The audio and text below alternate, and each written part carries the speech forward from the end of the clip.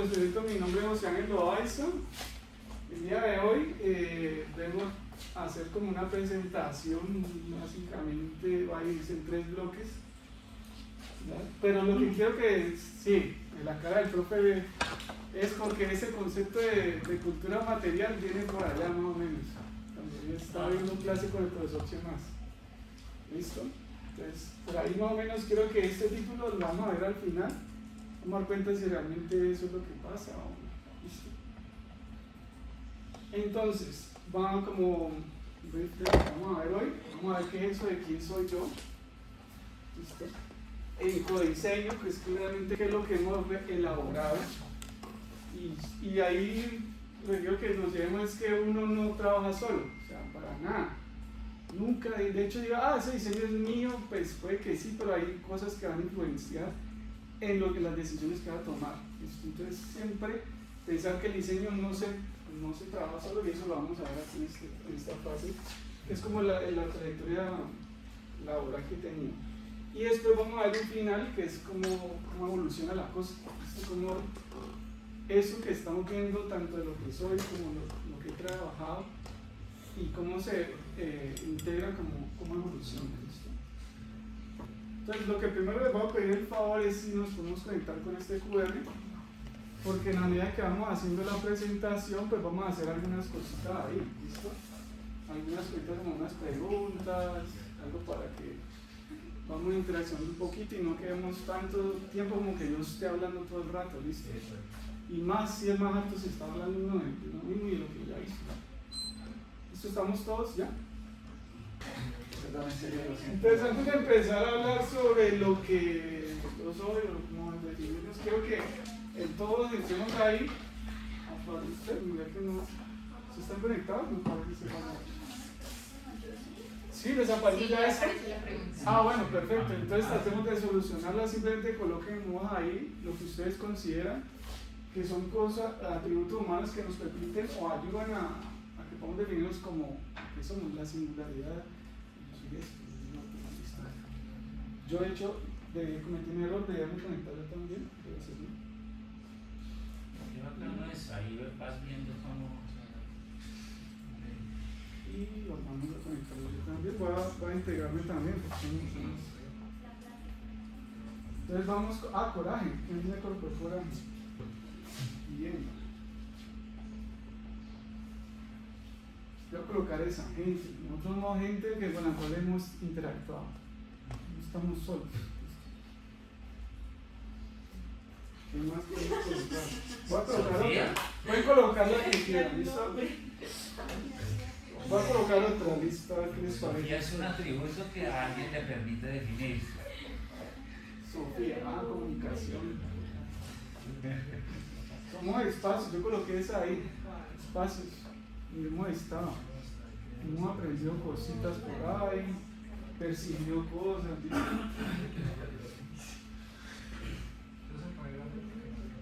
Y sobre todo también, ahí vemos que personalidad, sí, claro. Ideas, que son como las cosas que vamos aprendiendo. Muy ideas, cosas. Muy bien. Experiencias, sí, valores. Valores fue como. Si yo pudiera escribir, escribiría errores. Errores, claro. Errores. Claro que sí, esa palabra. Bueno, ¿listo? Pues vamos a avanzar. Muy bien, porque precisamente por eso les coloqué esas 3, porque ¿quién soy yo? Pues somos gente, ideas y lugares en los cuales hemos pasado. ¿Listo? Y pues para hablar un poco aquí de lugares, yo nací en Saravena, Arauca, aquí en Cali, trabajé mucho tiempo en Bogotá. Por acá podemos ver que pues en cuanto a gente, nosotros he tenido amigos en la universidad, varios Los Andes, norte de Cali, y soy pues el menor de 5 hermanos. Ideas, aquí viene lo más interesante, pues donde ya empieza a configurarse la cosa. Yo creo una contradicción que es la existencia de Dios y el absurdo al tiempo. Entonces, por ahí empecemos para sentar la base de lo que significa la existencia en sí. Ideas. El amor es el balance entre el deseo, seguridad y placer. Eso es algo que también a lo largo de los errores, profe, ahorita que mencionaba, a lo largo de los errores he identificado esas tres cosas y que es un balance que uno cree que eso es amor, cree que es amor, pero es realmente un balance entre esas tres cosas. A partir de los errores que se aprenden las cosas. Y el diseño, aquí traigo a un autor, acá. Dice, el diseño debe cuestionar los sistemas que perpetúan la obsolescencia y la desigualdad. Si no cuestionamos, ahí dicen como que no vamos a evolucionar muy bien, sobre todo porque lo que vamos a ver más adelante es como las contradicciones y ese balance entre lo que está sucediendo y lo que yo deseo, pues puede generar una oportunidad para mejorar. Precisamente como caso concreto para ya ir cerrando la parte de que yo soy, entonces vamos a hablar de esto. Inicialmente yo estudié ingeniería mecánica, pero en el 2008 entré en ingeniería mecánica, antes de diseño industrial. Yo empecé a trabajar, a estudiar esta carrera hasta por ahí el quinto semestre, ya cuando empieza el núcleo central de la ingeniería, me salieron preguntas como la que estamos acá. Veo un ducto y pregunto, bueno, pero ¿se puede lograr un confort térmico de manera menos invasiva en la arquitectura? Vemos aquí cómo está cortado esto, y es como un elemento que obstruye. Y esa pregunta yo la hacía a mis compañeros y me decían, pero, de mecánica, ¿no? Me decían, pero ¿por qué te estás preguntando eso? Si así funciona. O sea, así funciona el conducto y así funciona la térmica en este edificio. ¿Por qué tienes que preguntarte eso? Déjalo así. Y esa pregunta, déjalo así, no me quedé en un momento parado. Entonces, empecé, un momento dado estaba haciendo las dos, precisamente ya paso a diseño industrial. Un año voy haciendo las dos, en lo cual ya, digamos, el enfoque es distinto, las preguntas cambiaron, ya no era solamente lo invasivo o lo que fuera, digamos, funcional, que en ingeniería está más enfocado a cómo optimizo esa energía, ¿no? El enfoque está acá en la energía. Pero entonces, cuando ya entro en diseño, ya se expande el panorama de las artes y todo el bagaje pues, que los profesores acá nos pueden dar. Entonces, empecé a mirar, bueno, a cuestionar otro tipo de cosas. Las formas y los materiales adecuados son los adecuados a un reto universal como las unidades de actividades humanas. Eso es por ejemplo lo que estábamos hablando nosotros, se fueron agregando cosas al corpus, a la formación. ¿Listo? Y es suficiente con optimizar la eficiencia energética para mitigar esas cosas o adaptarnos a ese cambio. Ya esas preguntas empiezan a quedarse cortas, incluso esta última en diseño, ya, cuando ya empiezan a ocurrir este tipo de cosas. Y ahí es donde ya uno pasé a lo que es la maestría en Derecho y Economía del Cambio Climático. Si vemos como una línea, más o menos tienen diferentes enfoques y objetivos sobre una necesidad común. Entonces, estoy tomando el caso de esto, ¿no? Pero podemos aplicarlo a muchos otros campos. Esa relación entre la economía, el diseño y la mecánica. Bueno. Pero entonces cuando pasamos a esto, pues precisamente quería resaltar que ya cuando estamos trabajando sobre una necesidad común, que es cohabitar de manera sostenible. Energía, tecnología y economía. ¿Listo? Bueno, hasta aquí ya vamos a hablar de esto es más o menos el recorrido en cuanto a lo académico y en las ideas. Ahora sí, a lo que es codiseñar, en que he estado trabajando a lo largo, incluso antes, más o menos cuando estaba terminando la carrera, estaba en 10º semestre y ya había empezado a hacer cositas por ahí, pero vamos haciendo un panorama global, básicamente, o centrarnos en estas tres instituciones donde he estado trabajando. Esto inicialmente en arquitectura, luego en la ingeniería, nuevamente, qué curioso, ¿no? Los caminos de la vida, como llaman por ahí. Volví a la ingeniería y ahora estoy en la investigación. ¿Listo? Entonces, de Ital Master, Vamos a ver concreto acá. Listo. Nuevamente, en Ital Master me encuentro con gente, con lugares e ideas. Máximo Alessandro es un italiano con el cual aprendí mucho en la parte metamecánica. También con Leonardo Incapié, que es el soldador.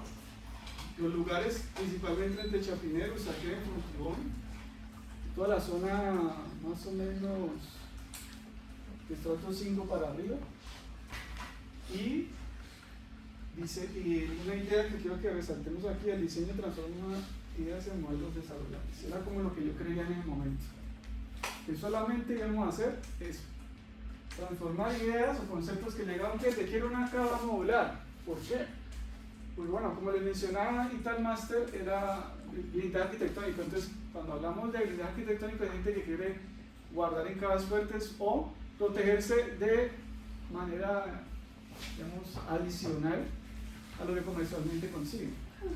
Él quería unas cabas fuertes, entonces lo que aquí atrás tenemos cabas fuertes, y él quería que la cava fuera una fachada para realmente ocultar lo que quería la función. Él quería realmente era ocultar unas cabas fuertes con información que no era de incumbencia.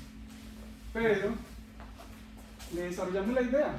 Listo, señor X, digo así. Se pone esto acá, luego se desplaza esto acá, y luego abro acá, y yo puedo acceder directamente, ya estando aquí en el medio, a las cabas fuertes. Y eso que estamos hablando, que es el diseño de transforma ideas en modelos desarrollables, listo, él dijo, esa idea, así es, entre Máximo, el cliente X y yo. Y dijimos, esta es la solución, me gusta. Entonces ahí ya pasamos a desarrollarlo. Entonces cuando ya, para llegar a esto que está aquí en el line de la derecha, pues vamos para el otro camino tortuosos un poco. ¿Por qué? ¿Por qué? Y ahí le quiero la anotación. Bueno, lo que vamos a preguntar más adelante. ¿El cliente tiene o no siempre la razón? Eso lo vamos a ver ahorita y lo vamos a consultar. El lenguaje técnico debe ser coherente y aprender desde la base. Yo cuando llegué, claro, llegaba de Cali, una manera de hablar que puede ser un poco golpeado para un rolo, pero entonces cuando le estoy hablando al doblador, digo, oye, yo quiero que quede esto de esta manera, ¿me entendés? Y le estoy enseñando el plan. Para alguien acá, pues que pase desapercibido, pero para alguien allá es como ofensivo, sobre todo el decir me entendés, cuando aquí es tan natural, ¿ya? Y entrar en ese hecho que pues fue como al principio dificultoso, sobre todo cuando empiezan a haber como unas creencias pues de que puede que esto que estoy diciendo, y empiezan a refutar porque simplemente entra una cuestión de egos ahí, y eso hay que tratar de reducirlo precisamente aprendiendo desde la base, de la gente con la cual estás trabajando y colaborando y estás diseñando, cómo son sus maneras su manera de dialogar y su manera de comprender el mundo. Entonces, bueno, aquí volviendo al caso, ya diseñamos unos módulos, pasamos a planimetrías, desarrollamos la estructura, máquina funcionadora, tenemos láser, LEDs, y se instaló en el campo. Aquí vamos a lo siguiente, pues que era lo que pregunta que yo quería hacerles. El cliente siempre tiene la razón, nunca, siempre, a veces, en lo que percibe, sí, y cómo no. Les presento mi nombre es José Ángel Loaiza. Bueno, pues perfecto, ahí, a veces, bueno, alguien de los que iba a veces por casualidad, así como podría decir cuáles son esas ocasiones en las que a veces sí, así, papito, ¿no? Sin miedo. ¿Nadie? De los que votaron por a veces, son 33%, aunque puede ser que sea una persona nomás. Pero aquí, bueno, aquí 16. Claro, lo que pasa es que no vemos cuántos votaron. Sí, exacto. ¿Nadie? ¿Nadie se atreve a decir a veces cuándo más o menos le parece que tiene razón? A veces. ¿Cuántos dicen? Bueno, para mí él efectivamente es esto, lo que percibe. Sí, tal vez. Pero en el cómo no. No, sí, a veces tiene todo el panorama de lo que hay que hacer como si lo tiene el diccionario.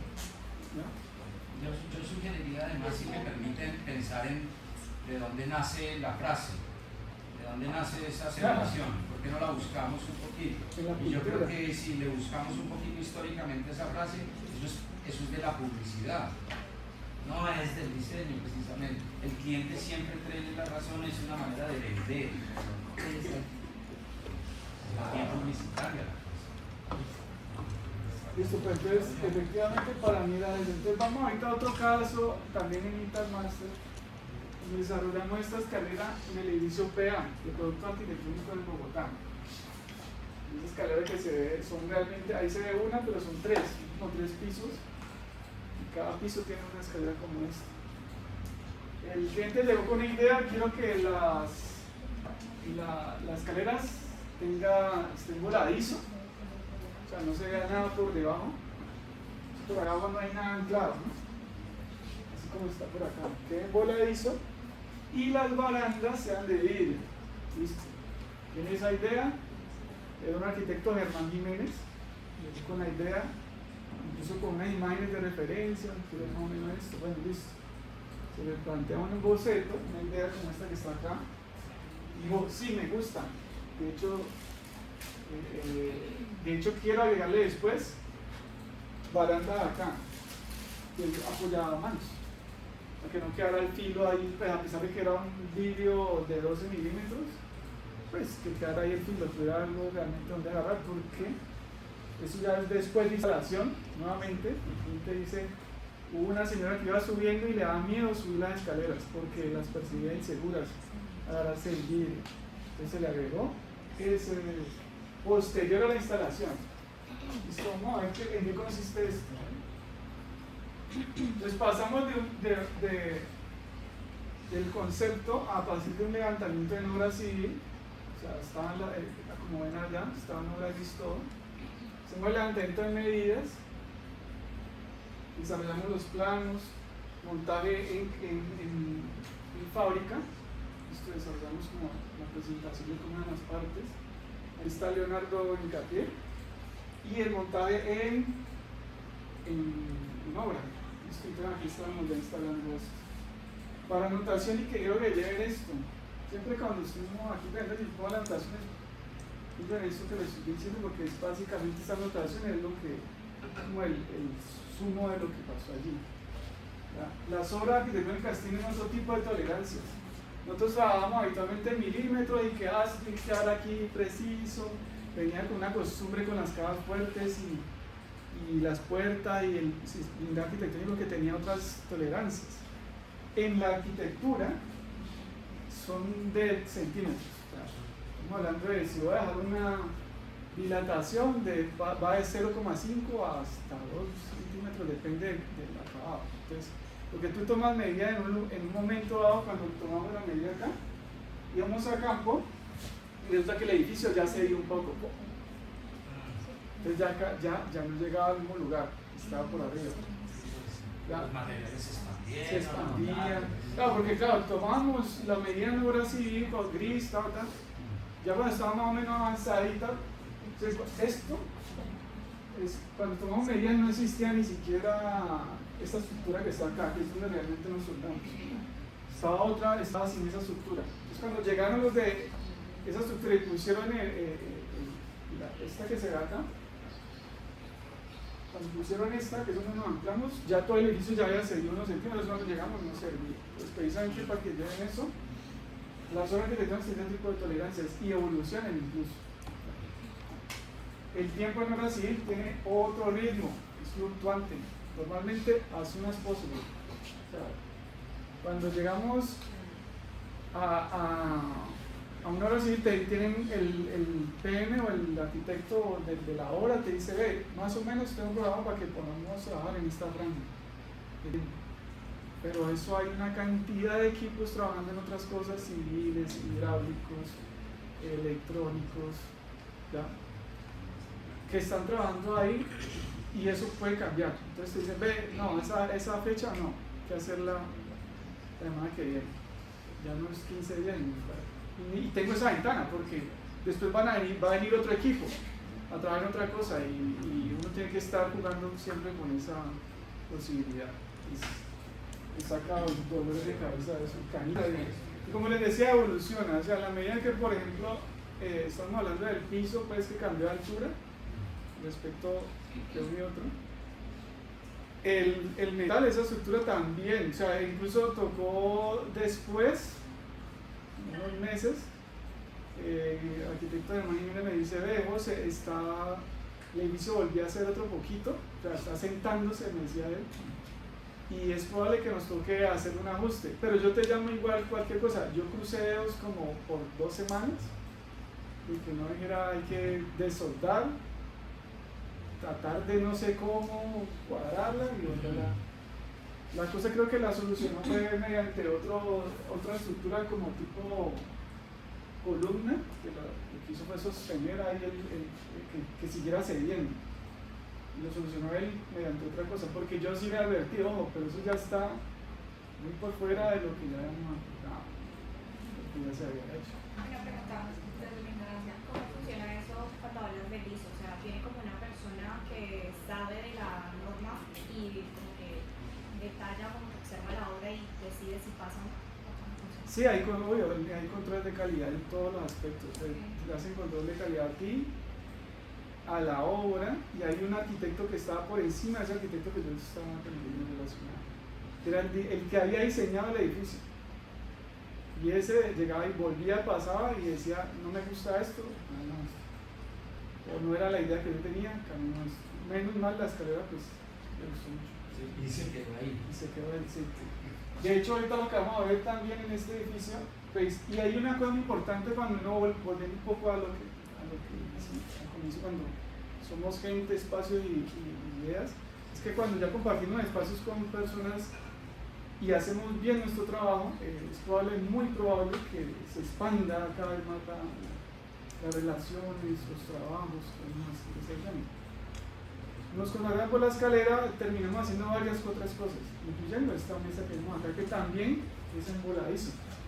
Tenía como una obsesión el arquitecto, el diseñador, con las cosas voladizas, porque todo lo quería voladizo. Entonces nosotros planteamos, bueno, puede lograrse mediante una estructura que hay acá con un vidrio allá adelante, aunque se dé la impresión de que están voladizos, pero es un vidrio que soporta esto. Y desarrollamos pues nuevamente los planos, el desarrollo y la instalación, y así fue como quedó finalmente. Esas reuniones muy impactantes, o sea, cuando uno realmente se sienta en esa mesa, se siente muy bien. Estructuralmente, a pesar de que está en voladizo, muy firme. Entonces, notación aquí para que lleven esto. Las estructuras deben ser simuladas en cargas estáticas, ojalá dinámicas, ¿listo? Para evitar errores o chicharrones en la estructura. Esto tenemos que simularlo. A pesar de que uno dice, bueno, yo pongo la estructura y le pongo un vidrio, pero hay que saber qué vidrio. El espesor del vidrio, ¿cómo? ¿Cuánto? ¿Qué tipo de características? ¿Ya? ¿Con quién lo consigo? ¿Qué proveedor me puede dar esas características de carga a las que estoy sometiendo esta estructura? Y ahí nuevamente vamos para el slide. Hacer una pregunta para ya saber lo que era la arquitectura. ¿Qué es lo más importante en el hábitat humano? La gente, los espacios construidos, la cultura material, por todas las anteriores. Pueden votar ahí. ¿Qué? Eso sí, si vienen de esta escuela, tiene que quedar claro. O sea, no. ¿Listo? Eso está muy bien. Perfecto, muchachos. Allí, como cosas de la vida, como les mencionaba, los caminos de la vida me llevó otra vez a la ingeniería. Trabajar en ingeniería SAS. Ellos son principalmente desarrolladores de proyectos de ingeniería eléctrica, de mediana y alta tensión. Tienen su core en Bogotá, pero trabajan en todas partes, hasta en la Colombia profunda, pues para el Meta, haciendo eso. Bueno, Realmente éramos muy diversos en el sentido de las operaciones, porque este tipo de estructuras, que son los shelters o houses, se utiliza mucho esa es una arquitectura modular que se utiliza en campo por allá en una industria minera, porque hay obviamente llamémoslo así, equipos mecánicos, bombas y más, que requieren una carga específica de energía y solamente lo pueden suministrar unas celdas de mediana tensión. Entonces, ¿cómo proteger eso por allá en el monte? ¿Cómo proteger eso por allá en el Meta, en el Amazonas o en la costa, en la Guajira, listo, condiciones adversas? Entonces, ¿cómo protegerlo? Pues se desarrolla una estructura modular como esta. Allí, en ingeniería, no es que, digamos, construyera esto, pero hacía parte de todo un core de colaboradores para empresas como Siemens y Schneider Electric, que a su vez son las que le suministraban a Ecopetrol. Entonces ya van viendo la cadena de colaboradores alrededor de una industria como la minera. Entonces está Ecopetrol por acá, le dice a Siemens o Schneider, necesito esto en este lugar, por ejemplo, en Yondó, Antioquia. Necesito esto para operar para mis operaciones. Entonces Schneider dice, yo tengo esta capacidad de trabajo, creo que estoy corto de personal en este momento, estoy full, contratemos a alguien en ingeniería para que me ayude a diseñar eso. Entonces ahí entramos en ingeniería a suplir esa capacidad de empresas conocidas y de redes. Y ideas enseño como puente entre disciplinas. Y ahí está, yo era un diseñador industrial, iba a trabajar para un ingeniero eléctrico y para un mecánico, y entonces cómo se da la cosa ahí, pues, de esta manera. Cuando uno va a trabajar en este tipo de estructura, en estos ambientes adversos, nuevamente, bueno, ¿qué puede salir mal de una concepción arquitectónica como la modular? El diseñador tiene la capacidad, o al menos yo pude construir eso, en tratar de que eso modular realmente puedan ellos trasladarlo de un lugar a otro, porque claro, la otra necesidad no es solamente llevarlo a Yondó, sino que quizá eso tenga que moverlo 10 kilómetros porque el pozo cambia, el pozo donde están sacando el petróleo cambia el punto de extracción 1 kilómetro, 2, 3, 10, se pasa y tienen que llevar la arquitectura para allá. Hacer lo que sea fácil de izarlo, desmontarlo, ahí es de la capacidad de poder, el diseñador puede construir cómo hacerlo más rápido. Vamos a hacerlo de esta manera. ¿Ya? Esto que acabamos de ver acá, que son los componentes de aire acondicionado, cómo montarlo, cómo hacerlo más rápido, encontrar maneras, identificar, preguntarle siempre cómo podemos optimizar esto, cómo podemos hacerlo otro para tratar de lograr esa necesidad que tienen, que es no solo pegar, sino trasladarse en la siguiente semana a unos kilómetros más allá.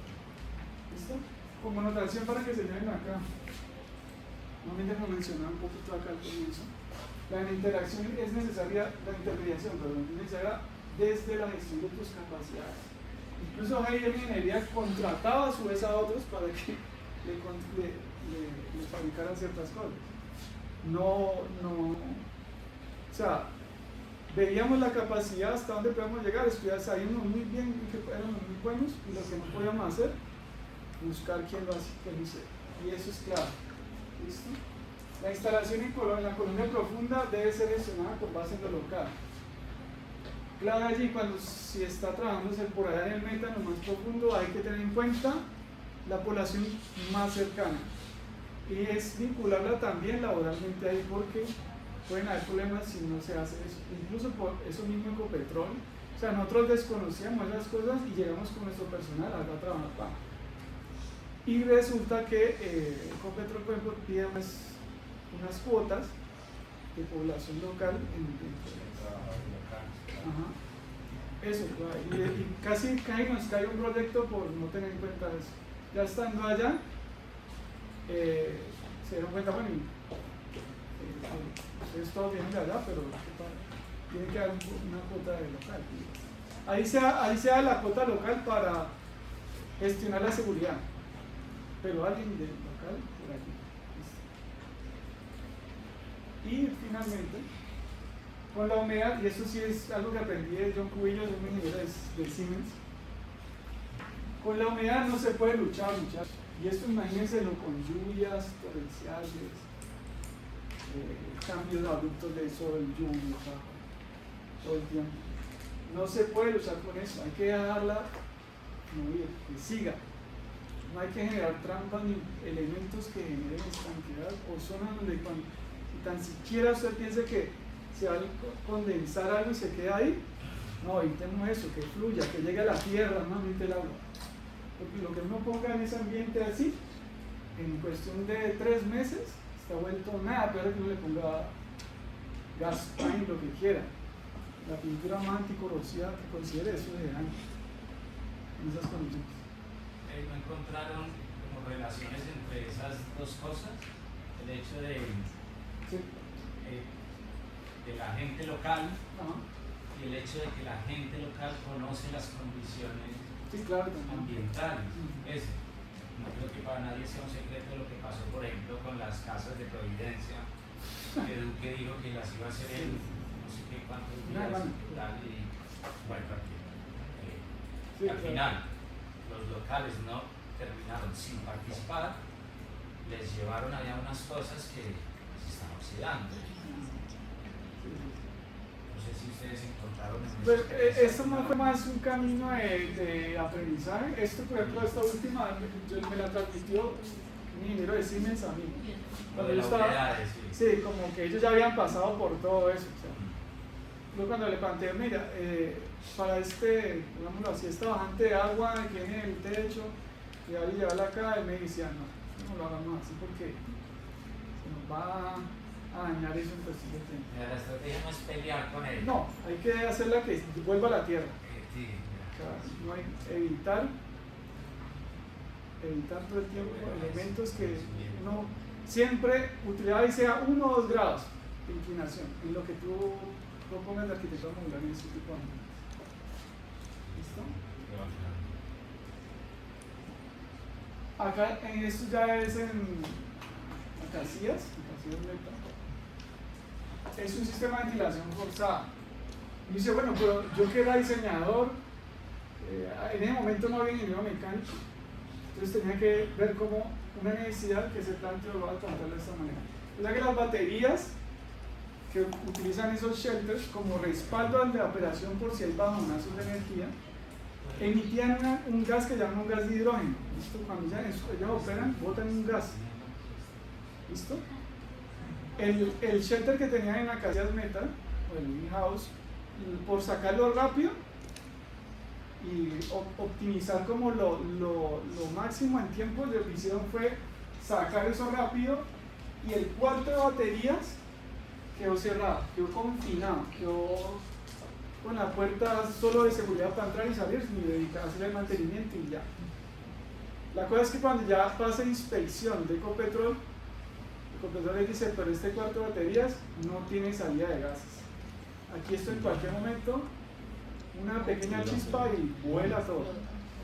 Entonces, ya el chicharrón que tenía Schneider era bueno, o hacemos esto, o el contrato con Ecopetrol se nos cae. Entonces, cuando nos llama Jason Guzmán, que es de Schneider Electric, dice, José Luis García, que es mi jefe en un momento. Dice, mira, tenemos que solucionar esto porque tiene que ser en cuestión de un mes. Me dieron en Ecopetrol para que solucionara eso. Entonces, ¿qué es lo que no había ingeniero mecánico? Le tocó a mí investigar qué se hace para eso, cuáles son los fenómenos físicos para optimizar esa salida de esos gases. ¿Cómo podemos hacer eso? Me tocó investigar, retomar un poco la mecánica que yo había visto de fluidos, ¿ya? Probarla, y volver a desempolvar y otra vez a hacer unas preguntas tortuosas que me hacía en ese momento cuando era estudiante de mecánica. Y efectivamente, pues encontramos una salida. Hay 2 maneras de resolver eso. Una, con tiempo, frecuencia. Cada cierto tiempo simplemente prender.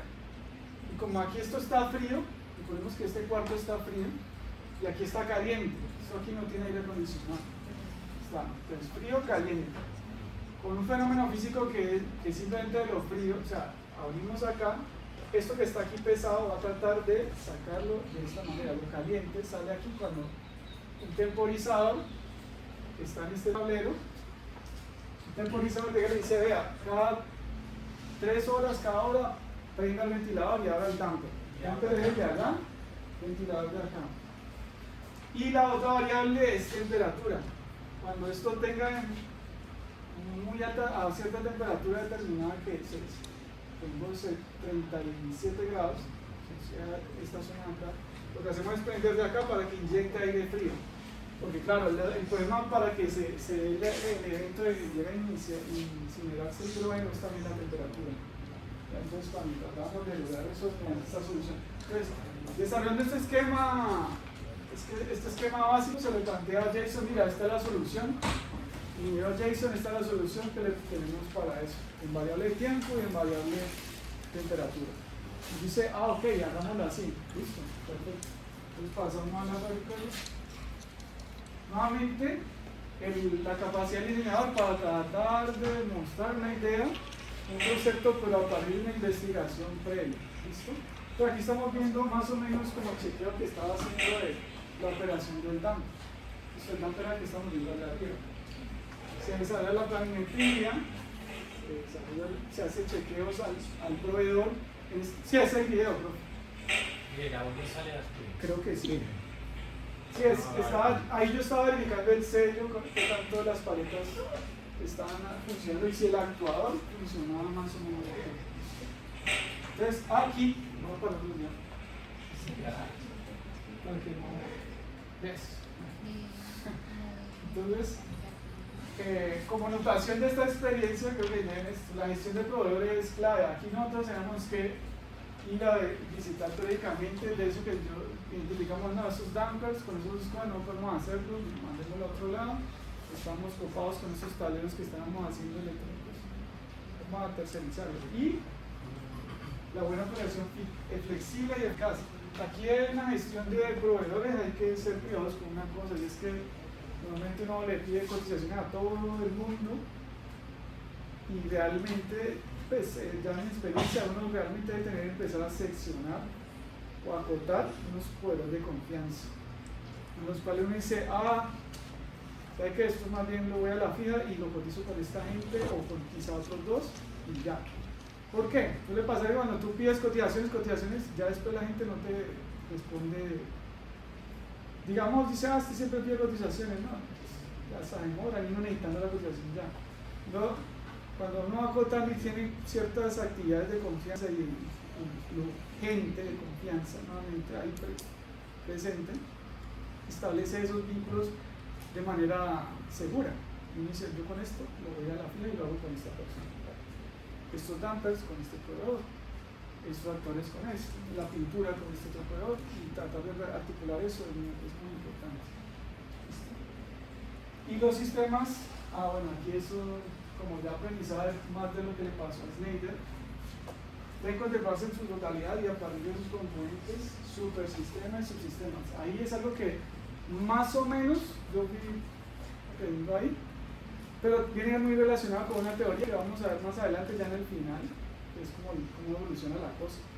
Esta parte que lo mencioné. ¿Listo?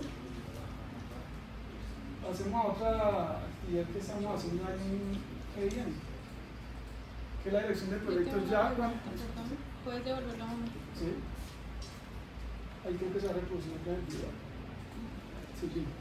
¿Qué hace que, digamos, el formato de ese plano sea así y no pues grande? ¿O es simplemente por la presentación? Ya. ¿Tú dices landscape o portrait? Perdón, pero ¡Uy! teníamos una. Una visita. En serio lo lamento mucho, pero era para. En serio, yo estoy en esto, solo que ella no me dejaba. Acá, ¿qué es lo que hace que sea portrait landscape? Es realmente la capacidad, dos cosas, de lo que quieres representar, cómo lo quieres que se vea. O sea, y ahí es clave lo que deberíamos ver desde antes, el lenguaje de la base operativa que tú tienes a mando o vas a mandar hacia otro lado. Si tú conoces, sabes cómo lo entiende la otra persona más o menos, sabes de una, dice, no, este modelo lo pongo en formato landscape porque quiero que se proyecte de esta manera, o las vistas quiero distribuirlas de esta manera para que esta persona entienda. Y es clave nuevamente para toda planimetría pasar de lo global a lo específico.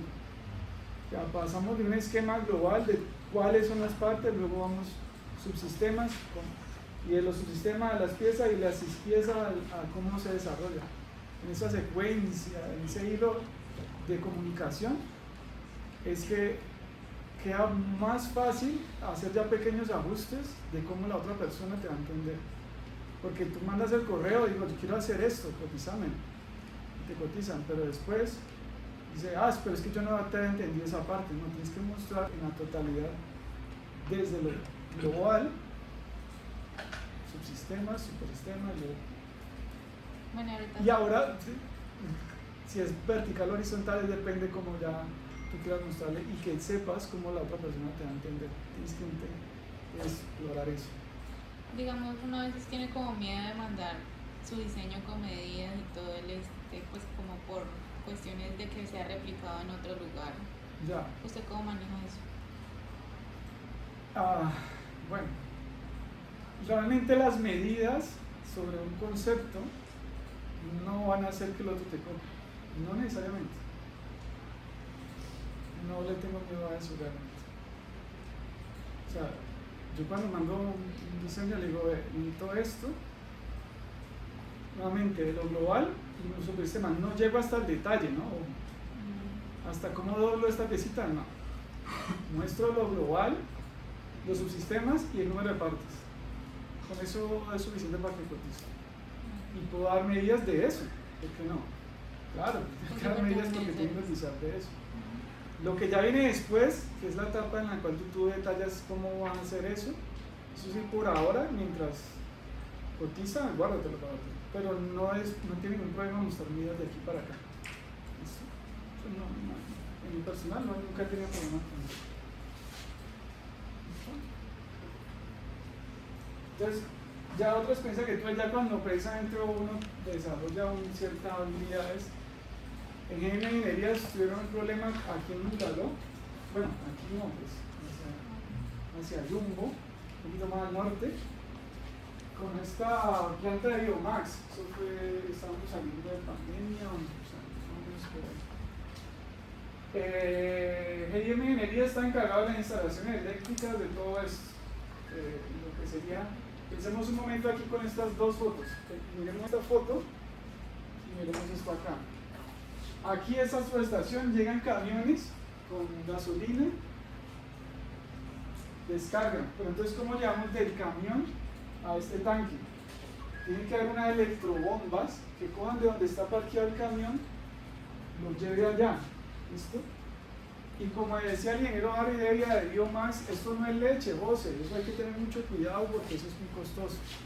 Entonces, lo que hacíamos era que las electrobombas que están operadas mediante estas, digamos así, equipos con los que controlan muy precisamente cuando la electrobombas cierra y abre.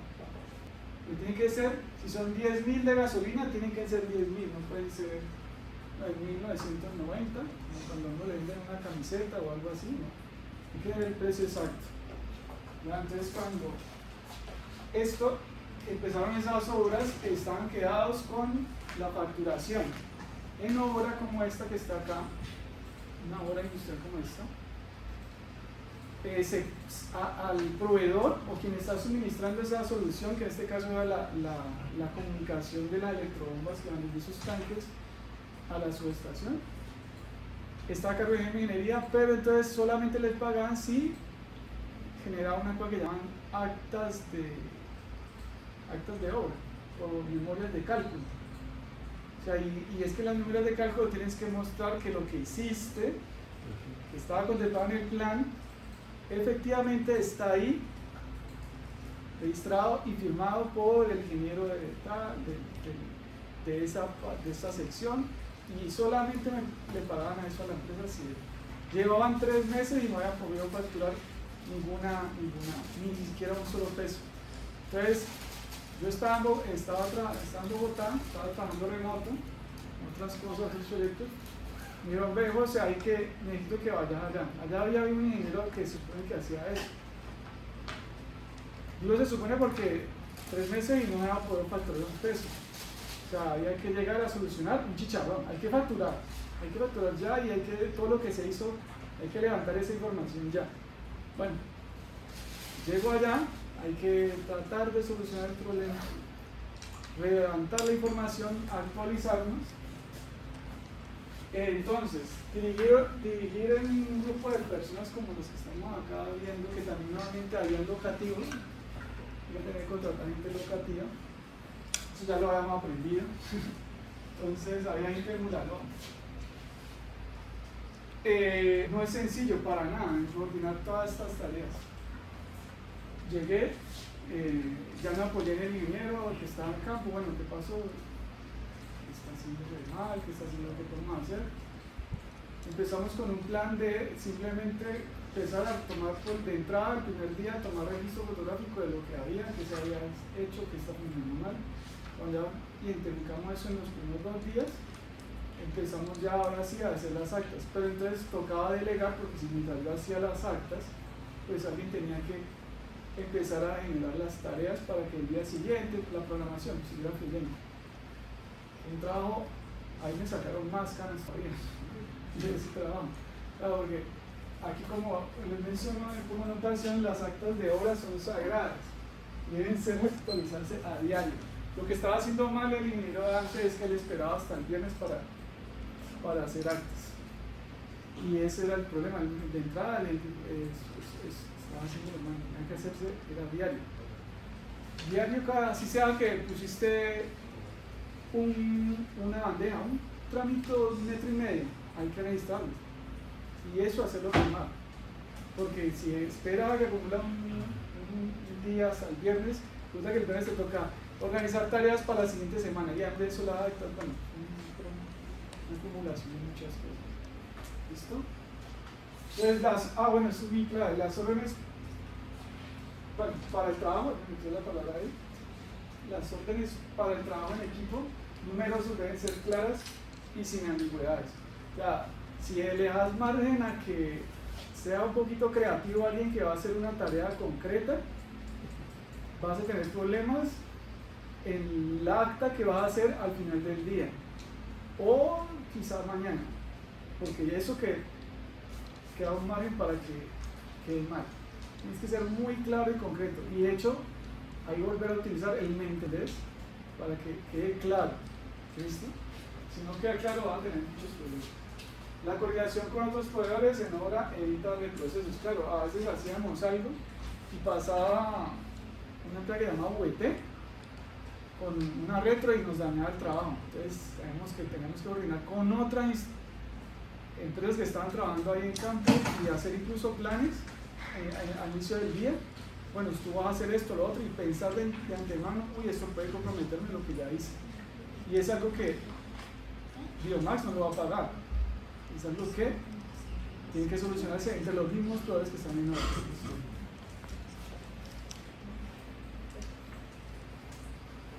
Bueno, y aquí ya pasamos a la investigación.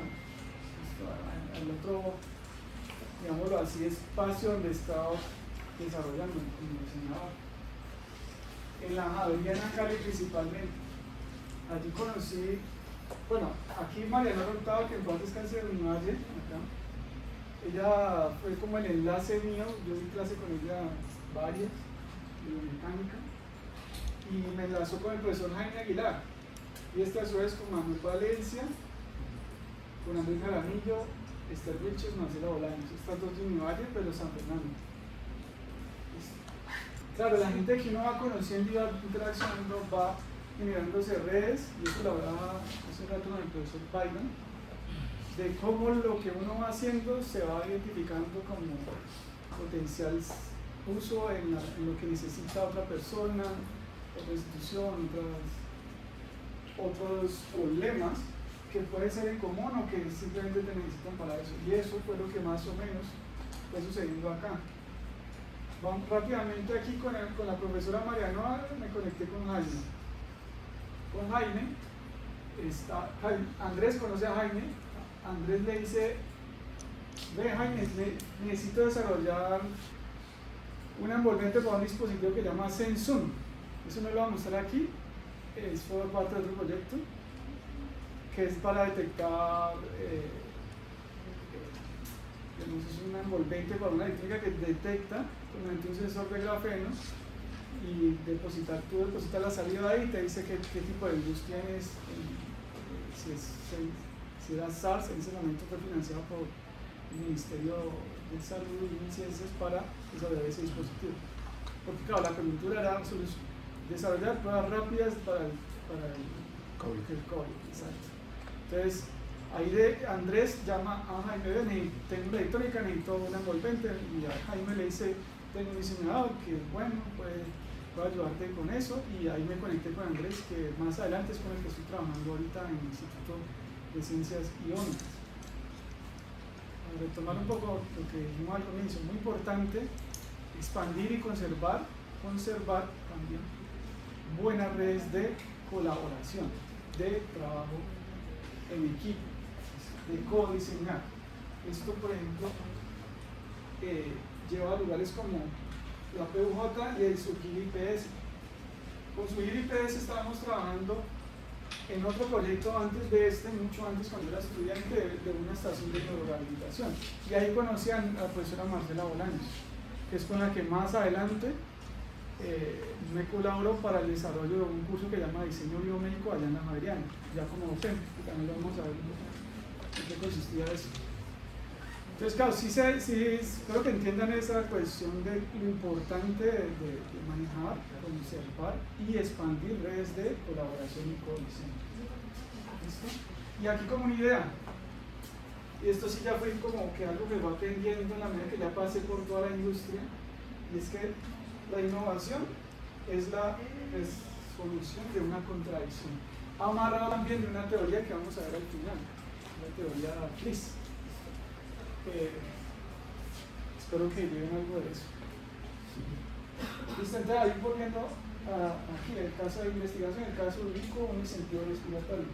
Y aquí más adelante vamos a hacer un ejercicio, vemos que también podemos participar en la innovación en este caso.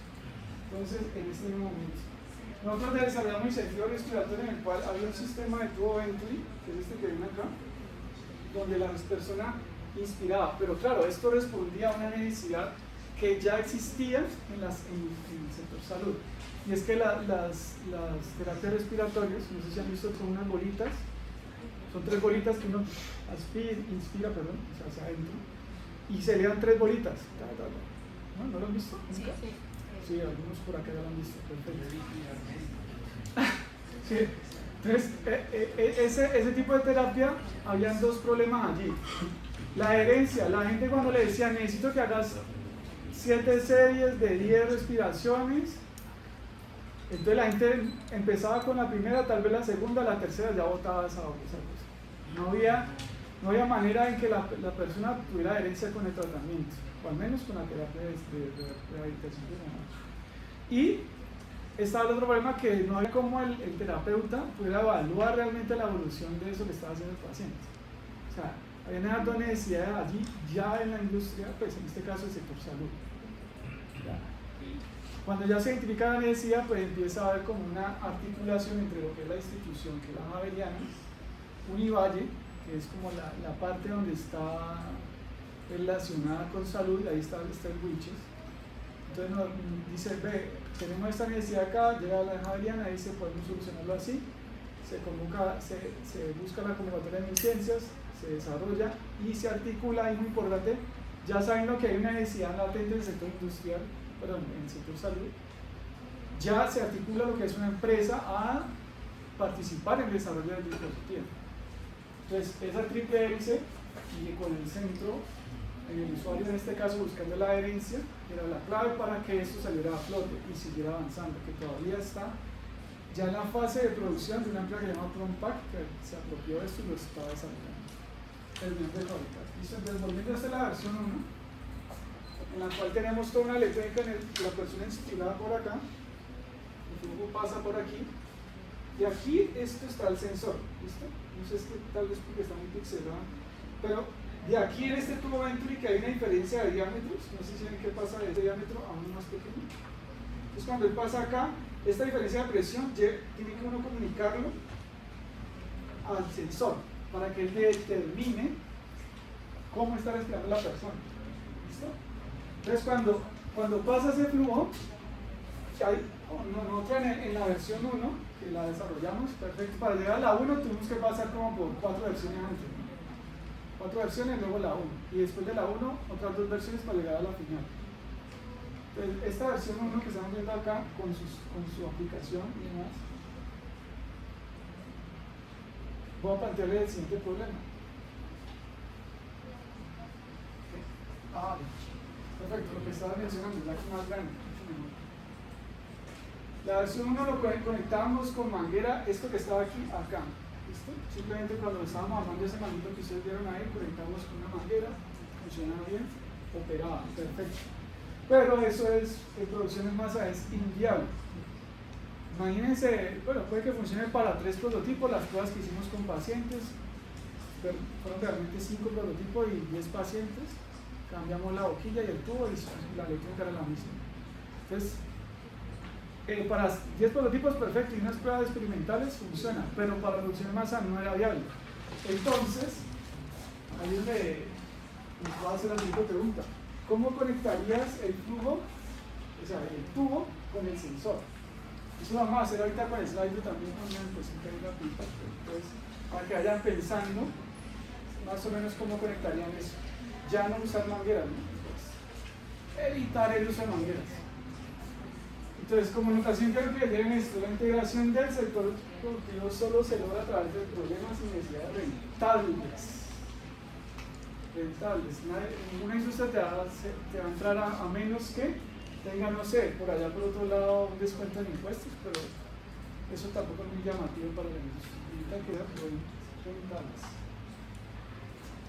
De la comunidad con o sin, o sea, puede incluir una cosa o la otra y aparentemente sistemas estatales.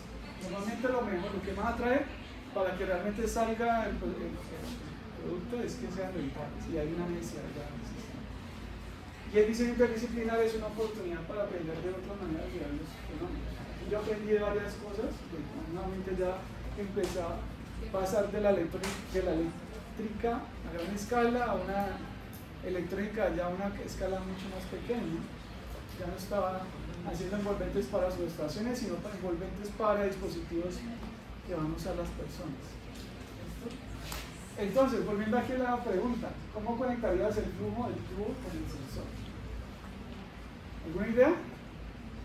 Yo le voy a plantear en la siguiente pregunta, slide, unas posibilidades, ustedes contestan cuál sería la más clara. Listo, los que no logran conectarse, se pueden conectar ahora.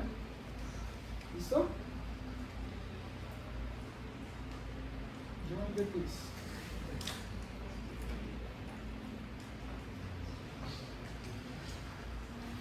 Ahí les sale ya la pregunta a usted.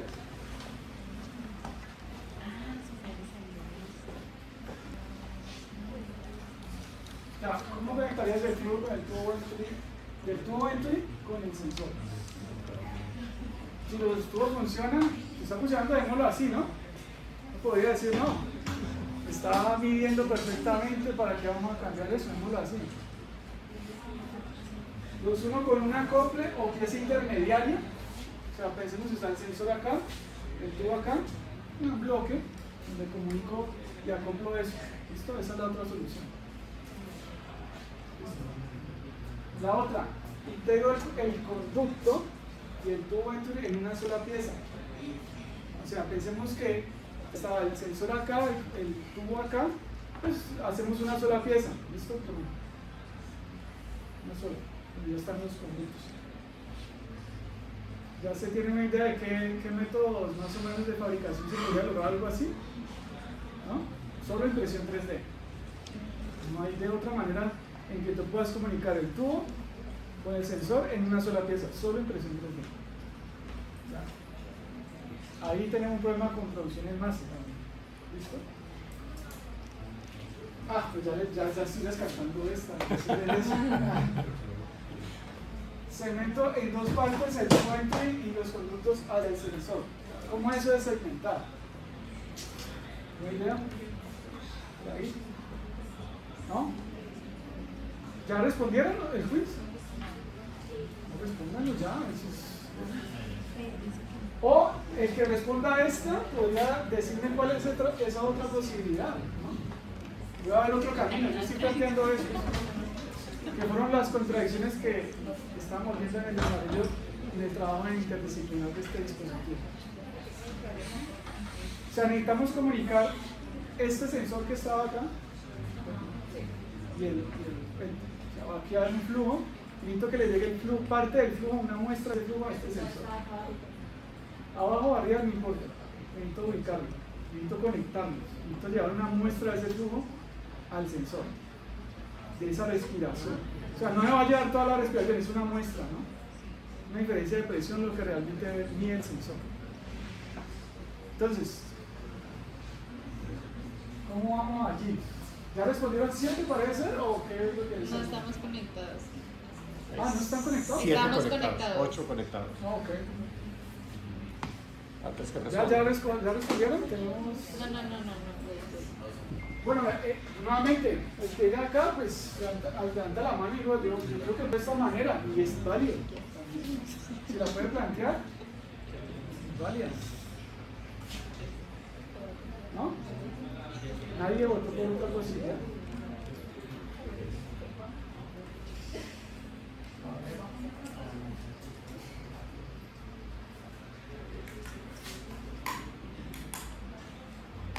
¿Listo?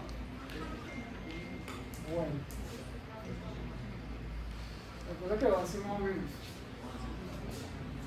Nadie votó por esta. Qué bueno. Vamos a dejar las cosas así. No se pueden dejar así. Pues uno con un acople o pieza intermediaria. Bueno, allí hay un problema con el acople o una pieza intermediaria. Y es que estamos trasladando la conexión. Desde un momento que el tubo generaba un sello que garantizaba muy bien que la muestra llegara al sensor. Si utilizamos una pieza intermediaria que normalmente va a ser otra pieza impresa en 3D, tenemos ya trasladar el problema a dos zonas, que es que conecte muy bien el sensor con esa pieza, tanto acá como con el tubo. Entonces es una pieza que sigue siendo impresa en 3D y no es viable para producción en masa nuevamente. Puede que funcione para un prototipo y unas pruebas con pacientes experimentales como hicimos antes. Ese camino ya lo habíamos recorrido y encontramos ese problema. La hermeticidad de ese acople. ¿Listo? Integro el tubo, el conducto en una sola pieza. Pues sí,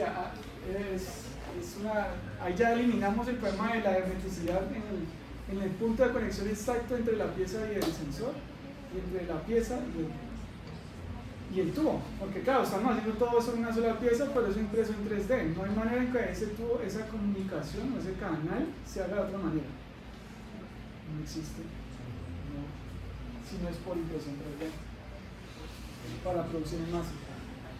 Y alguien votó por otra posibilidad. Segmento en dos partes del tubo entry y los conductos hacia el sensor. Pues, ese fue el camino que escogimos nosotros. Que tiene otros problemas, precisamente en diseño normalmente ocurre como yo doy, sacrifico algo, obtengo algo, pero estoy sacrificando otra cosa. ¿Listo? Y allá vamos a ver por qué, a pesar de que esta es la mejor solución para la producción en masa, estamos sacrificando otro aspecto del diseño. Y balancear eso es el reto que debemos tener nosotros como diseñadores industriales. Efectivamente, yo había puesto que otra posibilidad es válida. Esto es ganar, para mí otra posibilidad es válida. No la conozco en este momento, pero creo que válida. Entonces,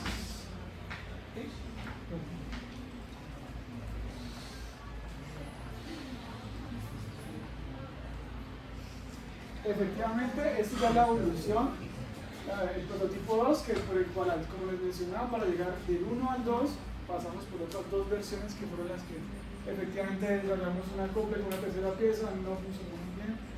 Listo. Para llegar a la estación 2, que fue la que efectivamente salió a producción, pues se hizo esto. Ponemos un tubo, que puede ser esto, y lo segmentamos. Hacemos como incorporamos a la mitad. Ya tenemos una pieza que es inyectable. Listo, se puede producir en masa. Pero ¿alguien me puede decir qué estamos sacrificando ahí? ¿Alguno? La ergonomía de la forma. ¿La qué? La ergonomía de la forma, que era como una perilla. No, ahí estamos pensando solo en lo que es la comunicación, la pieza que es la comunicación del sensor y el tubo. La envolvente cambió, pues si te fijas, un poco el manguito de desastre, pero es más porque también cambió la electrónica y los componentes. Se hicieron más pequeños, permitió eso. Pero pensé un momento, ¿qué otra cosa estamos sacrificando cuando hacemos esto? Resistencia a la pieza. Por tanto, una ranura por toda la pieza. Una ranura. Bueno, pues no una ranura, sino que pues la unión es muy grande. ¿No? Porque yo en la pieza de molde puedo desarrollar piezas que tengan 0,2, o sea, 0,3 milímetros de precisión. O sea, no es tanto que la pestaña que tú estás diciendo es como el contorno para asegurar las dos piezas, sea un problema de precisión. No sé si estoy entendiendo bien. No, lo que decía es que es muy fácil, yo creo que sería muy fácil, no sé, hacer una mala fuerza y que se desencaje la... Pero esto va en el core, o sea, todo esto va anidado. De hecho, no tiene ni un solo tornillo esto, ¿no? ¿Recuerda? Esto fue una de las grandes aportes que hicimos ahí como diseñadores. Y es que allí no estamos usando ni un solo tornillo, son solo piezas inyectables. Se arma casi. Yo le decía al profesor Jaime que una de las cosas que por allí más o menos cogí como inspiración fue la arquitectura japonesa, que utiliza algunos elementos de fijación con un tercer elemento. Eso fue lo que utilizamos acá. Eran dos capas que se articulan entre sí, el tubo está en el centro y estos dos anillos son el tercer elemento que bloquea todo. Tiene dos anillos externos que bloquean todo. Y listo. Entonces, volviendo al caso tuyo, no hay problema de resistencia porque el tubo está en todo el core, es en el centro y está protegido por toda esta envolvente. No se va a someter un impacto, pero no es que la gente lo deje caer, ¿no? Es algo que ya escapa. Pero en términos estructurales no hay problema con eso. En precisión tampoco.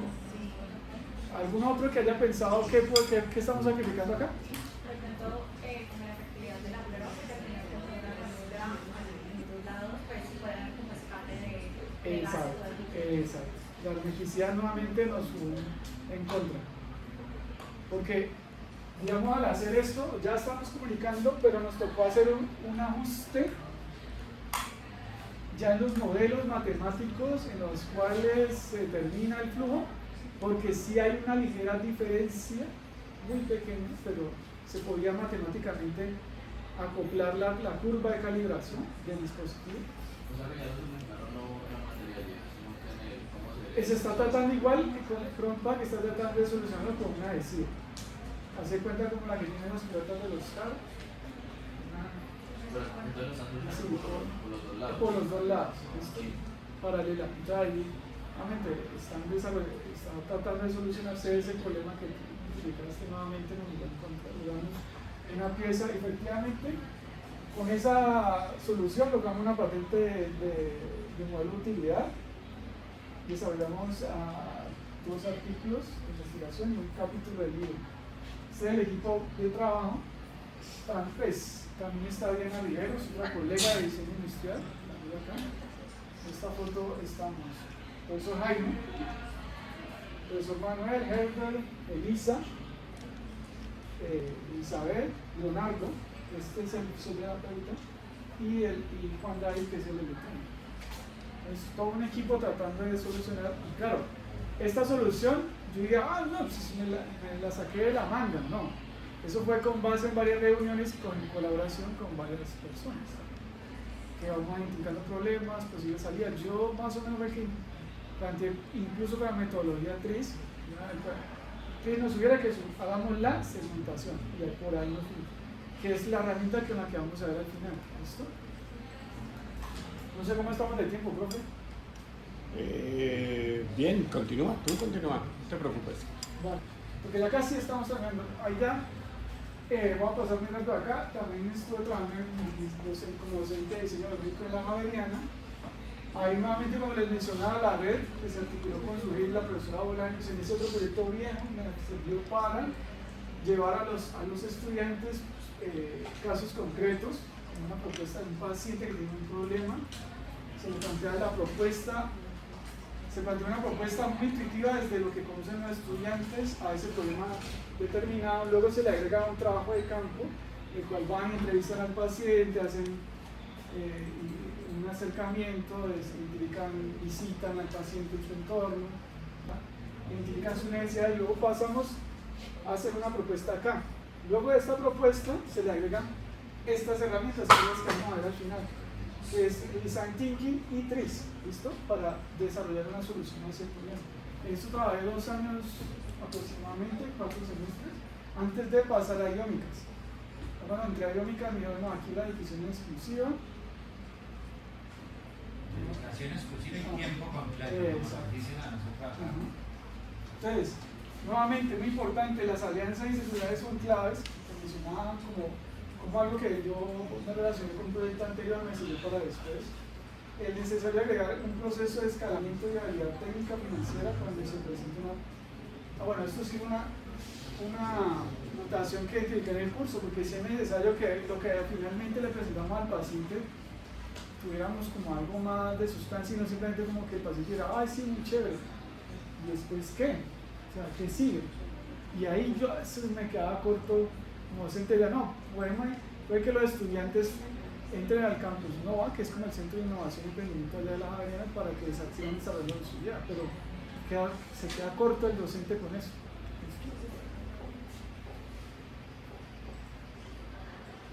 Bueno, antes ya pasemos a lo último, que es las electrónicas.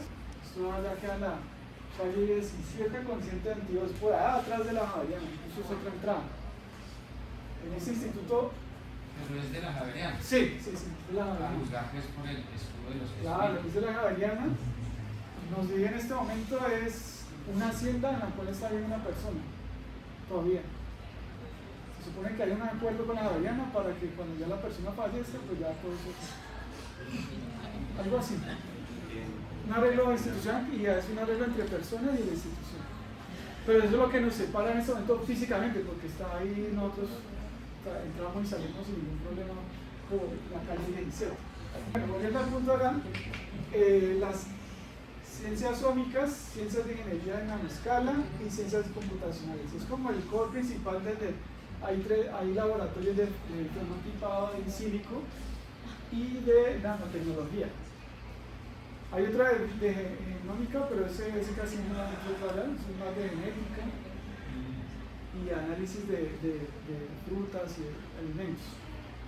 Pero yo me desenvuelvo más que nada entre in silico, que es la parte de modelos matemáticos, y el Big Data sobre ciertos retos universales, y en descensado y en fenotipado, que es donde está ubicado, que es como la parte donde se transforman esas cosas, tanto el sensor, la electrónica, en dispositivos usables y útiles para los retos universales que vamos a ver ahorita. Y específicamente me llamaron ahí para trabajar en un proyecto que se llama Web, financiado por la Fundación Besos. Es para solucionar un reto que vamos a plantear así. Y vamos a hacerles una pregunta con respecto a Werni. Todavía estamos listos ahí.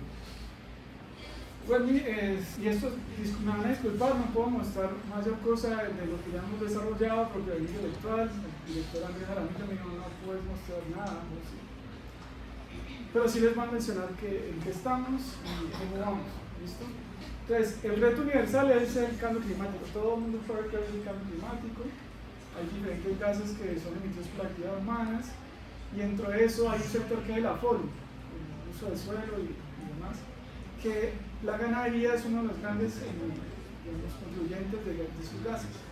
específicamente el ganado. O sea, el ganado emite metano a unas tasas elevadas, muy altas. Además que el metano entre 24 y 25 veces más potencial como gas de efecto invernadero que el mismo CO2. O sea, se pueden imaginar ese nivel de... Además de que el CO2 ya es un problema, el metano es aún... ¿Bovino se refiere? Sí, reses. Entonces, para solucionar eso, hay muchos frentes a nivel mundial. Hay gente que está trabajando en genética. Es decir, vamos a meterle genética a las vacas para que dejen de producir metano. Hay otra gente que está trabajando en forrajes, en el CIA, de hecho, aquí en Palmira.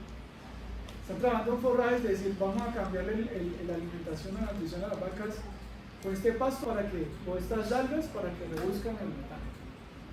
Con unos tires de aflojes, porque si tú le reduces, por ejemplo, con algas, baja el metano, pero no producen leche, como producen como otros pastos. No podrían ser lecheras, Exacto. tendrían que ser vacas para carne, pronto. Exacto. Entonces, hay como un tirafloje así, pero lo importante es que hay varios frentes a nivel mundial, varios institutos a nivel mundial que están tratando de reducir eso.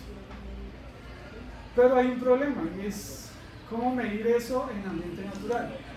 Porque perfecto, yo le inyecto una vacuna a la vaca para inocular el elemento o la parte de ella que está generando el metano y la meto en una cabina y ahí yo empiezo a medir, a decir, mi propuesta funciona. Pero no es un ambiente natural, la vaca no se va a comportar igual, la vaca de hecho va a dejar de comer, no está en un ambiente natural, no está con su partner, con la otra vaquita, ¿ya? Ellas se comportan muy bien socialmente y si están solas se comportan distinto. Entonces, identificar eso en un ambiente natural es el reto en el cual en este momento a nivel mundial están fondeando para lograr identificar, medir, o sea, cuantificar, medir y hacer una trazabilidad de los datos de cómo el metano está sencillamente saliendo de las vacas. ¿Listo? ¿Cuál Entonces, es el problema, o sea, por el cual no se pueden hacer las mediciones en las condiciones ¿de una normales? cabina? No, o sea, la pregunta mía es esa: ¿por qué toca aislar a la vaca para hacer la prueba? ¿Por qué no se le puede hacer la prueba en condiciones? Es que allá es donde vamos, profe, o sea, allá es que queremos llegar, poder desarrollar un dispositivo que permita medirlo en ambiente natural, no en ambiente de laboratorio, cabina, que en el CIA de hecho ya tienen 4 cabinas para meter las vacas y medir, y mide exactamente cuánto metano se está generando, pero la vaca no se comporta igual. Y ese sistema de medición no se puede llevar tal cual al campo, digamos. No, en este momento, claro, una cabina, pensé un momento que nada más aquí en el valle hay ganado en DAPA, pero también hay aquí en el valle, o sea, en la parte baja. De hecho, vamos a hacer pruebas en Tenerife. Claro, y las variaciones ambientales. Sí, eso es un reto para el equipo de sensores, es un reto, y el de electrónica es grande. Ahí ya ahorita les voy a mostrar. Pero lo que primero que quiero que nos preguntemos es esto. El metano emitido por las vacas proviene mayoritariamente ¿de dónde? Del excremento, por la boca o por la nariz. Votemos ahí, por el slide. Pero esto tocaría así como en quién quiere ser millonario cuando a uno le preguntan la gente. Claro. ¿Cuál cree que es, profe? Yo diría que de las heces. ¿Usted diría que de las heces? Pero por simple. Bueno, ¿ya Por votaron simple todos? ignorancia. ¿Alguien falta por votar? Es porque respira. ¿Ah? Es porque respira. Bueno, vamos a Hay ver. que imaginarnos dentro, tenemos que inventarnos vacas que no respiran. Vamos a verlo, ¿listo? ¿Ya votaron todos? ¿Alguien falta? Listo. Y el excremento, bueno, pues, todo el mundo cree que eso. Pues no, resulta que solamente menos del 5% es por el excremento. Y entonces, Y entonces, ¿quiénes votaron por la nariz? ¿Por allá? ¿Ustedes dos? Bien, es por ahí. ¿pero por qué? ¿Por qué voto por la nariz? Porque adivinaron. Ah, bueno.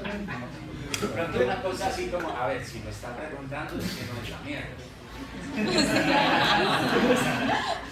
No, lo intuitivo. Sería la trampa. De hecho, fíjense lo siguiente, de ese otro 95% aproximadamente, nosotros cuando abordamos el problema, pues ya sabíamos más o menos eso porque, como les decía, de eso se está fondeando mucho esto. Y hay otro competidor, digámoslo así, que también financia esos, que es la empresa CERT de Inglaterra. Y ellos ya en una reunión preliminar, cuando ya empezó el enlace institucional, ya ahorraron un trabajo de antemano diciendo, vea, eso sale por la nariz o la boca. Y esas dos cosas, la respiración. Claro, tú lo intuitivo es que sea un eructo. O sea, cuando llega el zooterista dice que el metano se produce cuando la vaca está masticando. Con gases. La vaca está masticando, mira, se llaman rumiantes por eso, profe. Bueno, por varias cosas, está masticando, sentada ahí parchada, está comiendo. Manda para el estómago. Sentada no. No, sí, sentada, ya está echadita ahí comiendo, manda para el estómago. Ahí hay una bacteria que al transformar el pasto genera metano. Y ella no es que lo eructe por la boca. Eso es lo que nosotros pensamos, como cualquier ser humano, intuitivamente yo eructo por la boca.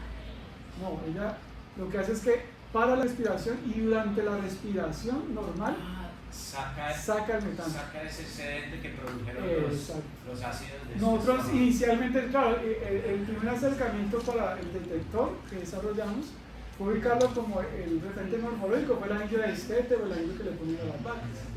Entonces, el primer reto que hay que hacer en diseño es articular eso para que funcione como un anillo de Estete, con toda la electrónica y la empaquetamos y la pusimos a la vaca. Pero no era por la boca, era por la nariz.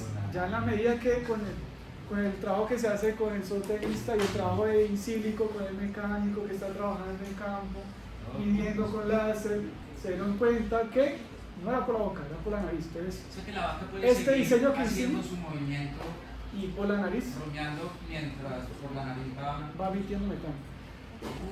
Pero no puede respirar a la vez. Y hay que parar para respirar. Ella hace una pausa, lo que la gente identificaba en campo es que ella llega y manda, cuando va a eructar, entre comillas, una parte excedente en el estómago, para un momento la respiración y sigue respirando normal. No es como nosotros que llegue a abre la boca y eructa. El excedente de ella lo manda siguiente también la respiración. Bueno, pues limitaciones para los dos, la nariz, bien. Entonces, acá, precisamente lo que buscamos es medir la emisión de metano en ganadería mediante el uso de un dispositivo IoT, es decir, el sensor de grafeno que están desarrollando los químicos y los físicos, ese sensor se le manda una corriente con la electrónica determina qué tanta interacción de metano está sucediendo en el sensor en la superficie del grafeno y allí manda la información a la nube y ahí se transforma en datos. Bueno, pues lo que quiero que vemos acá es que una cosa es integrar eso que está allí, como enseñaba los perfectos, lo que mencionaba la guía de Stetter, luego lo identificar que es por arriba y hasta ahí les puedo decir cómo va la cosa porque ya está muy trabajo de campo, se fija muy bien, la vaca se adapta porque precisamente esto es el otro problema, precisamente la adherencia a la nariz y al cuidador, que el cuidador es el que finalmente le va a poner eso a la boca. Pensemos por un momento, poner uno no va a ser problema, ponérselo a un ato sí debe ser un reto muy grande. Una pregunta ya no más específica. Imagino que usted ya detectó qué tipo de raza de vaca es la que más. Todas. No hay una variación entre las razas. Hay unas que sí. Por lo que hay unas que se entiende que hay para competición y solo genética. No, pero todas siempre y cuando tengan rumen en el estómago, producen metano. ¿Qué? ¿Rumen? Rumen creo que es la bacteria. Sí. La bacteria Están en el estómago. en uno de los cuatro. Por el rumen. Entonces para cerrar aquí una anotación y avanzar rápido ya a la parte C para cerrar la exposición del día de hoy. Una cosa que siempre me ha dicho mi jefe allá de la doctora Ramillo Botero, lo perfecto en el nivel de lo práctico, en investigación, y uno entiende el diseño de que sea todo muy perfecto antes de probarlo. Y en investigación hay que al contrario ser práctico, probar y luego ahí sí ir perfeccionando. Pero lo perfecto en el práctico. Eso me lo dice él, yo lo hago todo como si fuera autoridad de él, ¿no? Sí. Investigación interdisciplinar requiere esfuerzos interinstitucionales. Como mencionaba, CERN nos ahorró un poco de trabajo en ese sentido, para empezar a buscar por el instrumento. Que ya una semana de trabajo para agotar de tu universidad es como el camino.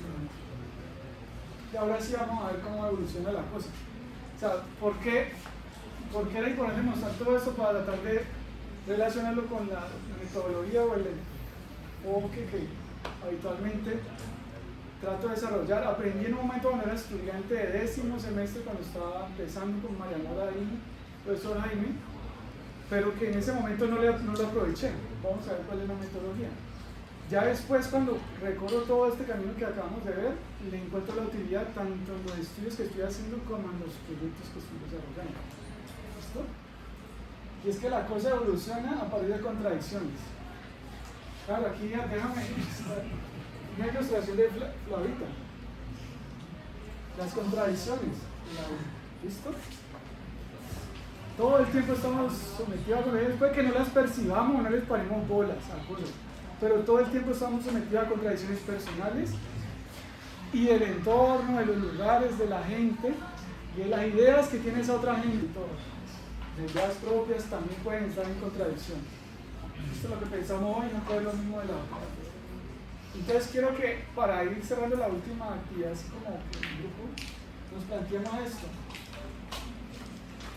Eso sí, rápido. ¿Qué otras contradicciones de comportamiento ambiental?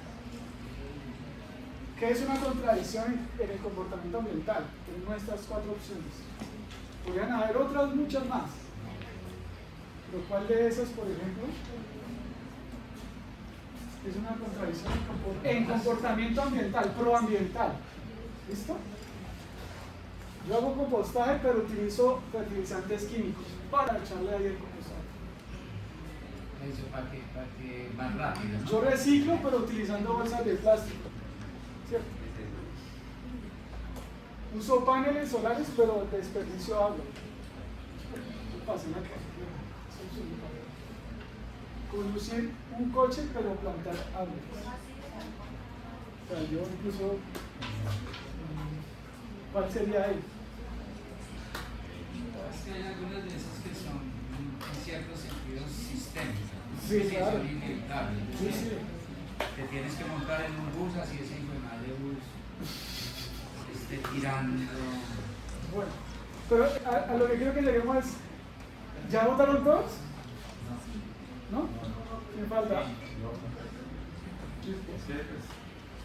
No, pues sí, pues, la que consideren, ¿no? O sea, ¿dónde te conduce a votar a veces por institución de ese? sí. Sí. Como que, bueno, no quiero. Por eso me animo.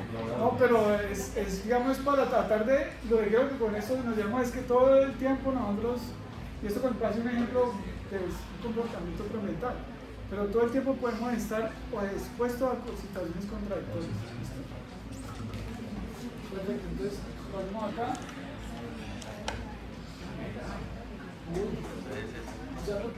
Sí, todas realmente tienen un grado, pero como dice el profesor, hay unas sistémicas, pero realmente la que determina realmente un comportamiento ambiental es esta, que no es, que es una contradicción.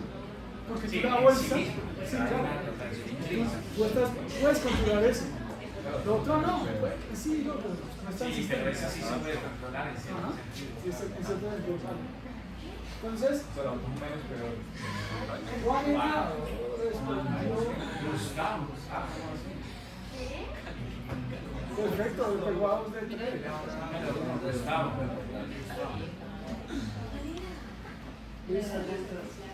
Ahora volviendo ya al caso de las contradicciones, y ahí es donde empiezo yo a articular esto con mi tesis de... ¿Qué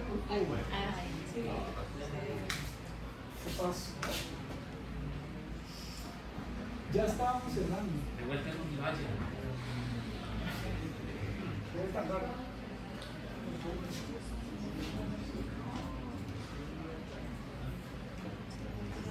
Bueno, pues de vuelta allí un poco para que nos cargue. una manera como enlace todo esto que les menciono de las contradicciones y de lo que fui encontrando en la industria, es el método de, o sea, utilizando la metodología TRIZ y el análisis de 9 ventanas, que basan su fundamento en la contradicción como oportunidad de mejora y no como un problema realmente. Y con la dialéctica de la naturaleza de Engels fue como el concepto que enlacé con para lo que estoy aplicando con la tesis de mi maestría, que he ecoetiquetado las contradicciones y sus contradicciones para lograr los objetivos climáticos. Entonces, el core, digamos, teórico parte de la dialéctica de la naturaleza de Engels para identificar las contradicciones, y utilizo el método de 9 ventanas y TRIZ para abordar la totalidad y analizar el problema y tratar de solucionarlo. Pero ojo, no lo hago yo, esa última parte la hago con otro panel interdisciplinar, un economista, un ingeniero. Y acá, digamos, por dónde.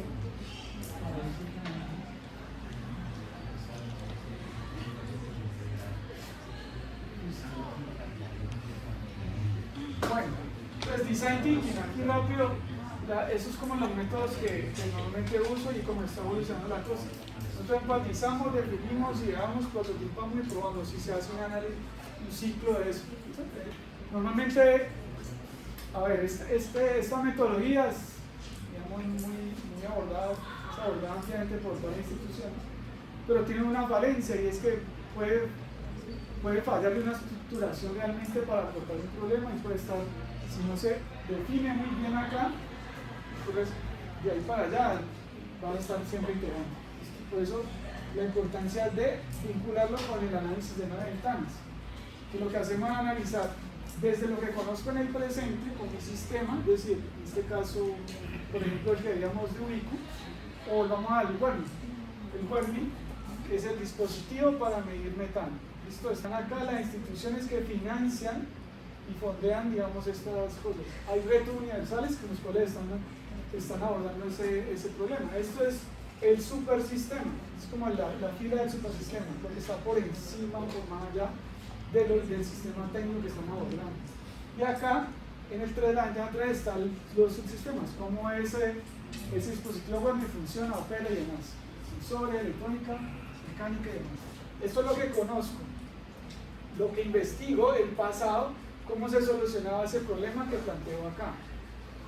Lo investigo, eso tengo que investigarlo, mirar qué se hacía antes en ese sistema, cómo se veía la macroestructura de ese sistema, que hacía que operara ese sistema, leyes, aspectos como ese tipo, y subsistemas, efectivamente cómo eran los sensores antes, cómo eran las cabinas, cómo se hacía. Y luego planteo lo que yo deseo, la idealidad. Yo deseo esto en mi sistema, planteo unos escenarios hipotéticos de cómo va la cosa con respecto al cambio climático, la mitigación y la adaptación al cambio climático, cómo va la población a exigir ciertas cosas en la industria cárnica, en la láctea, etiquetada más, y cómo esto se desarrollaría para lograr este subsistema. Entonces, entre la realidad y la idealidad siempre va a haber un conflicto, porque yo tengo que hacer una modificación.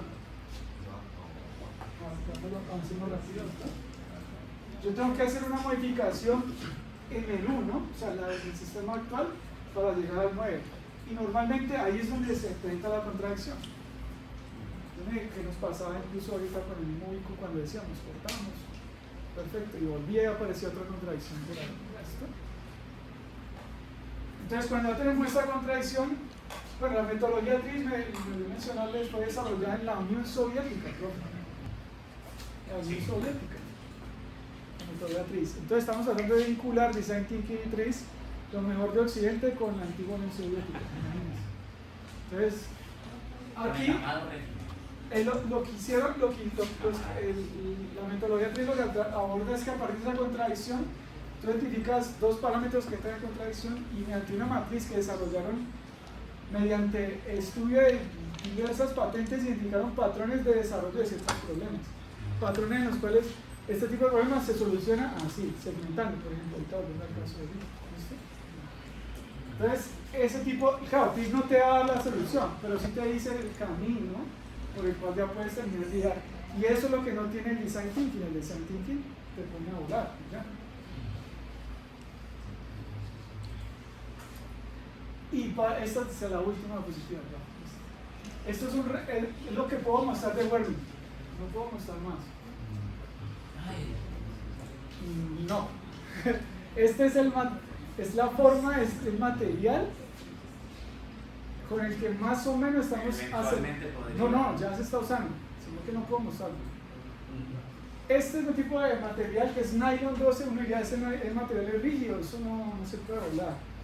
Pero precisamente mediante una dialéctica, un enfoque dialéctico y a partir de tris, podemos hacer que eso que es rígido sea flexible y como al tiempo puede generar la fuerza, esa flexibilidad para adherirnos a la vaca. Esto es lo que puedo mostrar porque el dispositivo ya está fijando a la vaca y se adapta en 2 minutos. O sea, la vaca le pone y ya en 2 minutos, como que al principio dice, ve, tengo alguna nariz, pero después sigue comiendo, sigue actuando como si nada.